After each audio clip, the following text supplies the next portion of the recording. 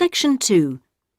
You will hear a man called Dan Pearman talking on the radio about Pedal Power, a UK charity which sends bicycles to people in developing countries.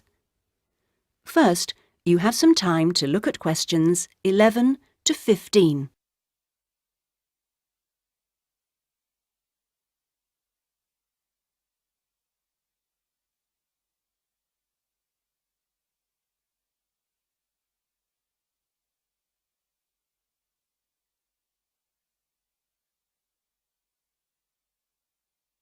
Now listen carefully and answer questions 11 to 15.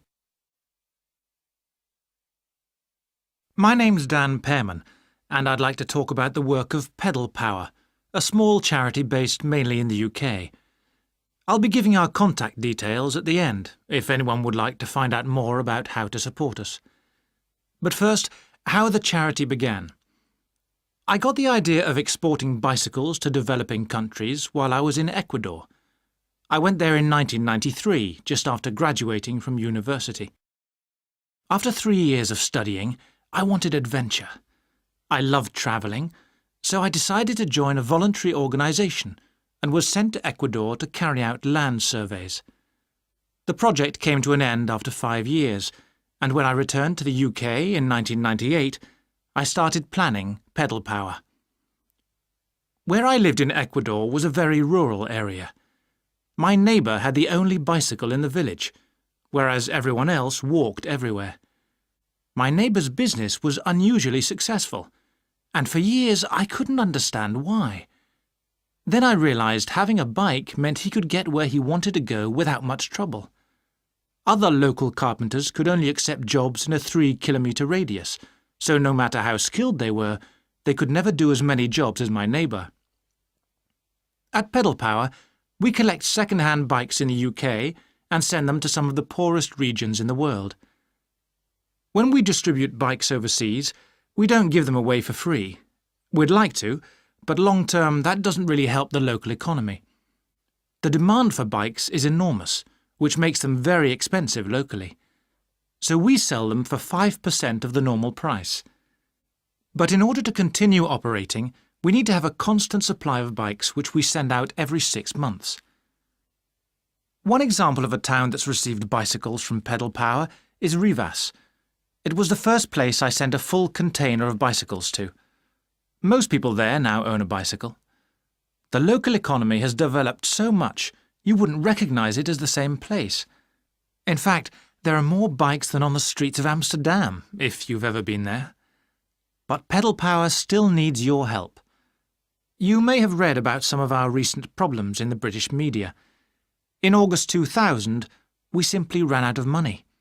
We had containers of bikes ready to send, but no money to pay the bills. It was a terrible situation. We managed to ensure the bikes went out on time, but the other problems carried on for several months. Before you hear the rest of the talk, you have some time to look at questions 16 to 20.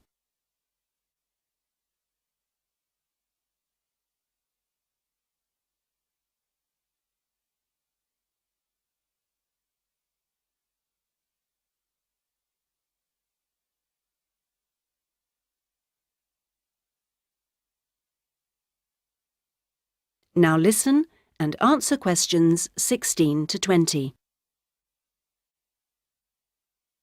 Fortunately, in October 2001, we won an Enterprise Award, which helped us enormously.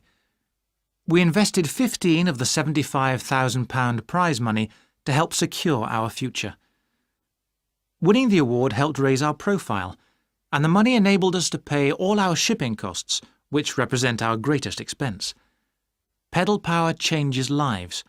When someone gets a bicycle from us, they see a 14% increase in their income. We're currently looking to invest in computers so that our office staff can do an even better job. Because of our work, people in a number of countries now have a better standard of living. So far, we've provided 46,000 people with bikes. But we'd like to send more, at least 50,000 by the end of the year. Now, there are many ways in which you can support the work of Pedal Power. not just by taking a bike to a collection in your area. I should also like to say, if you do have a bike to donate, it doesn't matter what condition it's in. If we can't repair it, we'll strip it down for spare parts. Of course, to do that we always need tools, which are expensive to buy, so we welcome any that you can give. Also, you could help by contacting the voluntary staff at our offices. They'll be able to suggest activities you could organise to bring in funds for us. People do all kinds of things, including, of course, sponsored bike rides. Also, we're always interested to hear of other places that would benefit from receiving a consignment of bikes, and welcome suggestions from people who've been to developing regions on their travels. We hope that by talking on radio programmes like this, we will be able to raise public awareness, which will lead to government organisations also giving us regular financial support, something that we really need. If you'd like some more information about where to donate an old bicycle or offer help in other ways, please contact us on 019. That is the end of section 2. You now have half a minute to check your answers.